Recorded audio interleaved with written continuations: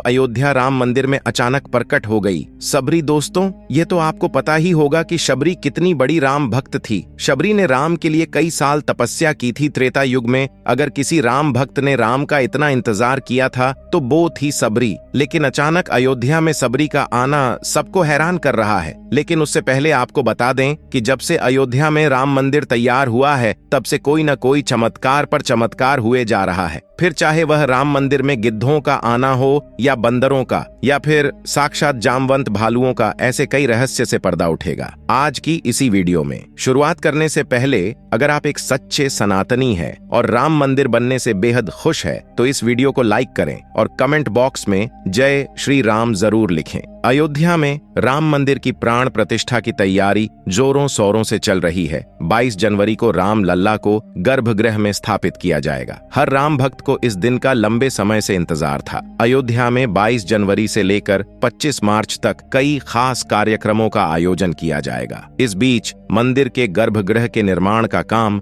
24 घंटे चल रहा है। 22 जनवरी को राम मंदिर में राम लल्ला की प्राण प्रतिष्ठा होने वाली है। किसी भी मंदिर में की जाने वाली भगवान की मूर्ति की प्राण प्रतिष्ठा का बहुत महत्व होता है। मूर्ति की प्राण प्रतिष्ठा के बिना भगवान का पूजन अधूरा माना जाता है। आगे वीडियो में जानते हैं कि प्राण प्रतिष्ठा क्या होती है और जानेंगे शबरी कैसे राम मंदिर में प्रकट हुए। सनातन धर्म में किसी भी मूर्ति की प्राण प्रतिष्ठा बहुत महत्वपूर्ण मानी जाती है। प्राण प्रतिष्ठा मूर्ति स्थापना के समय किया जाता है। किसी भी मूर्ति की स्थापना के समय उस प्रतिमा रूप को जीवित करने की विधि प्राण प्रतिष्ठा कहलाती है। प्राण शब्द का अर्थ जीवन शक्ति और प्रतिष्ठा का अर्थ स्थापना होता है। ऐसे में प्राण प्रतिष्ठा का अर्थ जीवन शक्ति की स्थापना करना या देवता को जीवन में लाना होता है। बिना प्राण प्रतिष्ठा के कोई भी मूर्ति पूजा के योग्य नहीं मानी जाती है। मान्यता है कि प्राण प्रतिष्ठा के जरिए मूर्ति में जीवन शक्ति का संचार होता है और वह मूर्ति देवता के रूप में बदल जाती है। अर्थात अब साक्षात प्रभु श्री राम अयोध्या राम मंदिर में निवास करने वाले हैं और जब स्वयं प्रभु एक बार पुनः अयोध्या आ रहे हैं तो उनके प्रिय भक्त शबरी कैसे पीछे रह सकते हैं। क्योंकि जब प्रभु श्री राम ने रावण का वध किया था, लंका पर विजय पाई थी और पुष्पक विमान के जरिए जब वह फिर से अयोध्या लौटे थे तब प्रभु श्री राम के साथ शबरी जी भी अयोध्या आए थी और कई दिनों तक अयोध्या में ही रुकी थी।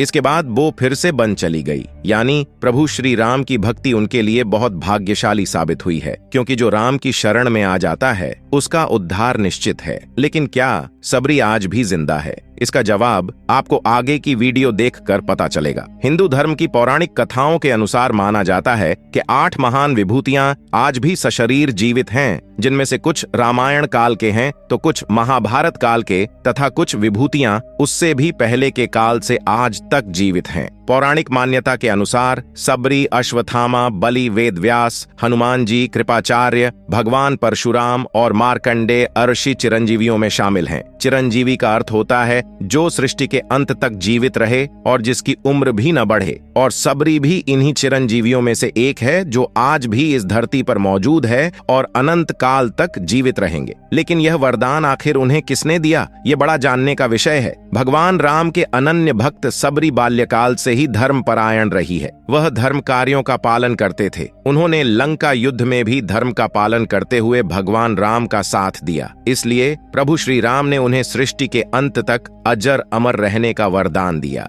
जब कलियुग का अंत होगा उस समय भगवान विष्णु एक बार फिर से अवतार लेंगे जिसका नाम कल्कि होगा। तब ये 8 चिरंजीवी भगवान कल्कि का साथ देंगे और फिर से सतयुग की स्थापना करेंगे। इसका मतलब यही निकलता है कि शबरी आज भी जीवित है। लेकिन आखिर प्राण प्रतिष्ठा से पहले उन्हें राम मंदिर में उन्हें कब और कैसे देखा गया? आगे वीडियो में जो घटना हम आपको बताने वाले उसे सुनकर आपके होश उड़ जाएंगे। ये घटना 11 जनवरी रात्रि 12 बजे की रोजाना की तरह सभी मजदूर राम मंदिर के गर्भगृह का कार्य करके अपने तंबू में विश्राम कर रहे थे। तभी मजदूरों को मंदिर के अंदर से प्रभु श्री राम के नाम जाप की ध्वनि सुनाई दी। अभी किसी भी अन्य व्यक्ति को रात्रि के समय राम मंदिर में घुसने की अभी अनुमति नहीं है। तब उन्हें ऐसा लगा कि शायद किसी आसपास के मंदिर द्वारा उन्हें ध्वनि सुनाई दे रही होगी। तो सभी मजदूर रात्रि में वापस सो गए। लेकिन सुशील नाम के एक मजदूर को लगातार यह बात खटक रही थी। उसे वह आवाज राम मंदिर से ही आती प्रतीत हो रही थी, तो उसके मन में जानने की उत्सुकता हुई। आखिर इतनी रात्रि को राम मंदिर के अंदर राम नाम का जाप कौन कर रहा है? उसने अपने साथियों को उठाना चाहा, लेकिन सभी गहरी नींद में थे।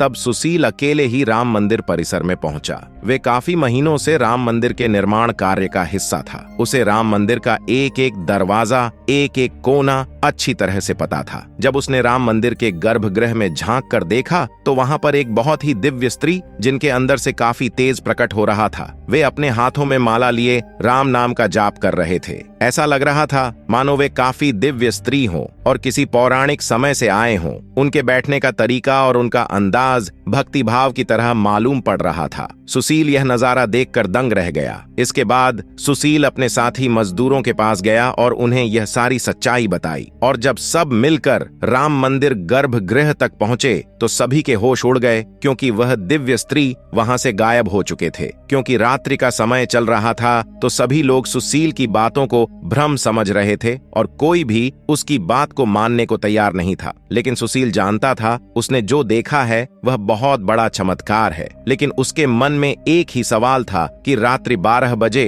राम मंदिर में राम नाम का जाप करते हैं वह दिव्य स्त्री आखिर थे कौन? क्योंकि आज के समय में किसी भी स्त्री के अंदर इतना तेज नहीं हो सकता। उनका संबंध पौराणिक काल से ही हो सकता है। और अगर रामायण काल की बात करें तो 2 ही शख्सियत हैं जिनके होने का दावा आज भी कलयुग में कहा जाता है। पहले है हनुमान जी और दूसरे हैं सबरी। तो पूरी संभावना यही है कि सुशील ने राम मंदिर में रात्रि के समय जिस स्त्री को देखा था वह सबरी हो सकते हैं, क्योंकि वह आज भी धरती पर जीवित है और 8 चिरंजीवियों में से एक है। ऐसे दिव्य मौके पर राम मंदिर में कई चमत्कार लगातार हो रहे हैं। जहां कहीं दिव्य शक्तियां भी राम भगवान के स्वागत के लिए अयोध्या आ पहुंची है। राम मंदिर के उद्घाटन की तैयारी अब अंतिम चरण में है। इस बीच एक ओर जहां श्री राम जन्मभूमि तीर्थ क्षेत्र ट्रस्ट लगातार तैयारी की जानकारी साझा कर रहा है, वहीं राम मंदिर के इस महायज्ञ में देश का हर राम भक्त अपनी आहुति अर्पित कर रहा है। आने वाली 22 तारीख के मौके पर कई संत महात्मा और जिन भक्तों ने राम मंदिर के लिए संघर्ष किया वो सभी अयोध्या पहुंचेंगे। न केवल 22 जनवरी को बल्कि 12 जनवरी से ही मेहमानों का अयोध्या जाने का सिलसिला शुरू हो जाएगा। रामनगरी में 11,000 से ज्यादा वीआईपी मेहमानों के स्वागत की तैयारी की जा रही है। एक समय था जब यहीं अयोध्या में रामलला टेंट में विराजमान थे। आज पक्का घर सिर्फ रामलला को ही नहीं बल्कि पक्का घर देश के 4 करोड़ गरीबों को भी मिला है। रामायण के समय में अयोध्या को स्वर्ग कहा जाता था। देवता इस स्वर्णिम नगरी कहते थे, क्योंकि यह नगर चारों तरफ से हर प्रकार की सुविधा से युक्त था। लेकिन जब मुगल आक्रांताओं ने भारत पर आक्रमण किया तो पूरे अयोध्या नगर को उजाड़ कर रख दिया। मंदिर के ध्वस्त होने के बाद कई सालों तक यह भूमि वीरान रही और किसी भी हिंदू सनातनी को इस क्षेत्र में आने की अनुमति तक नहीं थी। लेकिन पुनः प्रभु श्री राम जी की कृपा हुई। यहाँ श्री राम का भव्य मंदिर बनने के बाद यहाँ आने वाले लोगों की संख्या में बहुत बड़ी वृद्धि होगी। इसे ध्यान में रखते हुए सरकार ने अयोध्या में हजारों करोड़ रुपए के विकास कार्य किया है। राम मंदिर की प्राण प्रतिष्ठा से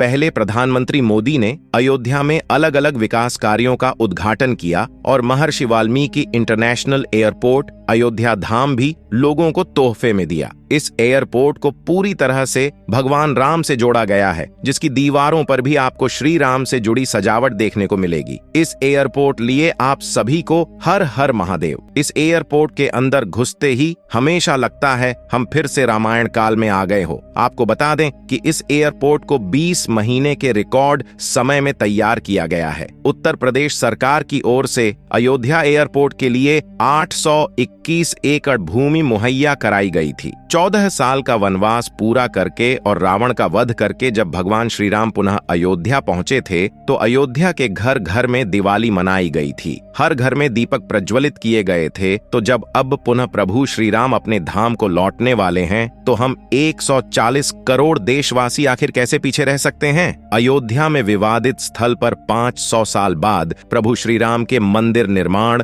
और श्री राम लल्ला की स्थापना के जश्न में 22 जनवरी को सिर्फ देश ही नहीं बल्कि पूरी दुनिया दिवाली की रोशनी से जगमग होगी। अयोध्या से पीएम मोदी ने देश के सभी 140 करोड़ लोगों से 22 जनवरी के दिन अपने घरों को श्री राम ज्योति नामक दीपक की रोशनी से अपने घरों को जगमग करने का आह्वान किया है। प्रधानमंत्री ने लोगों से हाथ जोड़कर यह प्रार्थना की है कि सभी देशवासी प्रभु श्री राम लल्ला की अयोध्या वापसी के जश्न में अपने अपने घरों को दिए से जगमग कर दें। यानी पूरे देश में इस बार 22 जनवरी को ऊर्जा, आशा, आकांक्षा और उम्मीद व जोश से भरपूर एक नई दिवाली देखने को मिलेगी। यह दिवाली सिर्फ देश ही नहीं बल्कि दुनिया के उन तमाम देशों में भी मनाई जाएगी जहां भारतीय लोग बसे हैं। इसी बीच अब राम मंदिर प्राण प्रतिष्ठा से पहले राम लल्ला के भक्तों के लिए एक और बड़ी खुशखबरी है। दरअसल अब राम लल्ला के गर्भगृह का मुख्य द्वार सोने से बनाया गया है, जो मंदिर के मुख्य द्वार के तौर पर स्थापित कर दिया गया है। राम मंदिर में सोने के दरवाजे की कुछ खासियत भी है। बता दें कि राम लल्ला के गर्भगृह में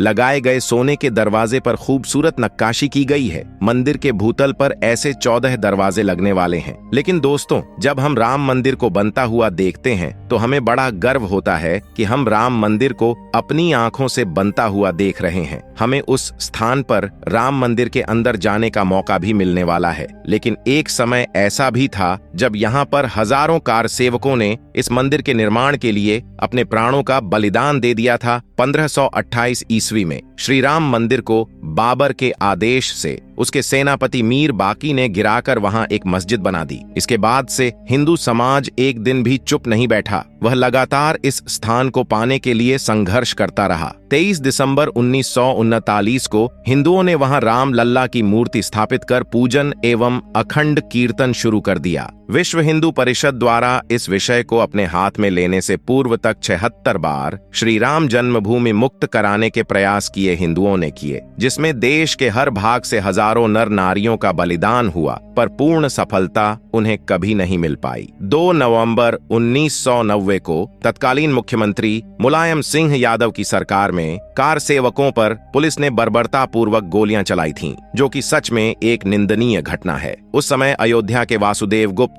राजेंद्र धरकार, रमेश पांडे और कोलकाता के दोनों कोठारी बंधुओं सहित अनेक कार सेवक इसमें शहीद हो गए थे। नीचे कमेंट बॉक्स में आप इन्हें श्रद्धांजलि जरूर दें। लेकिन दोस्तों, कहते हैं जो सच होता है वो स्प्रिंग की तरह होता है, उसे जितना दबाया जाए वह उतना ही तेज गति के साथ ऊपर आता है। 9 नवंबर 2019 का दिन सुनहरे अक्षरों में दर्ज किया गया जब सुप्रीम कोर्ट की 5 जजों वाली बेंच ने ऐतिहासिक फैसला सुनाया और विवादित जमीन हिंदू पक्ष को मिली। और अब 22 जनवरी 2024 को भव्य राम मंदिर के अंदर रामलाल की प्राण प्रतिष्ठा होने वाली है। इस प्राण प्रतिष्ठा के भव्य समारोह में देश विदेश की 11,000 हस्तियों का आमंत्रण दिया गया है। लेकिन दोस्तों, कुछ राजनीतिक दलों ने राम मंदिर के इस भव्य समारोह में आने का न्योता ठुकरा दिया है। इसके संदर्भ में देशवासियों का कहना है कि दुनिया में देवता और राक्षस दोनों प्रकार के लोग रहते हैं। देवता मंदिर में प्रवेश कर सकते हैं, लेकिन राक्षस मंदिर के अंदर नहीं जाते। जो राजनीतिक दल मंदिर के प्राण प्रतिष्ठा में आने से मना कर रहे हैं, उन्हें इन्हें राक्षसों के साथ जोड़कर देखना गलत नहीं होगा। जल्द ही राम मंदिर आम जनता के लिए भी खोल दिया जाएगा। राम मंदिर की भव्यता, लोगों के मन में राम मंदिर को लेकर के उत्साह और साथ ही साथ अयोध्या शहर का विस्तार उन सभी बलिदानों की आत्मा को शांति प्रदान करेगा और देश के प्रगति में भी जरूर सहयोग करेगा। हम दोस्तों आशा करते हैं कि आज की वीडियो के माध्यम से आप राम मंदिर को और उसके इतिहास को करीब से जान पाए होंगे। आज की वीडियो आपको पसंद आई होगी। लाइक जरूर करें और कमेंट बॉक्स में सभी कार सेवकों के बलिदान के प्रति आप श्रद्धांजलि जरूर दें। साथ ही साथ कमेंट बॉक्स में कुछ सेकुलर हिंदुओं के लिए अपनी राय जरूर रखें, जिन्होंने राम मंदिर प्राण प्रतिष्ठा समारोह में आने का न्योता ठुकरा दिया है। हमारे चैनल को सब्सक्राइब जरूर कर लें ताकि आपको हमेशा ऐसी सत्य चमत्कारी घटनाएं देखने को मिलती रहे।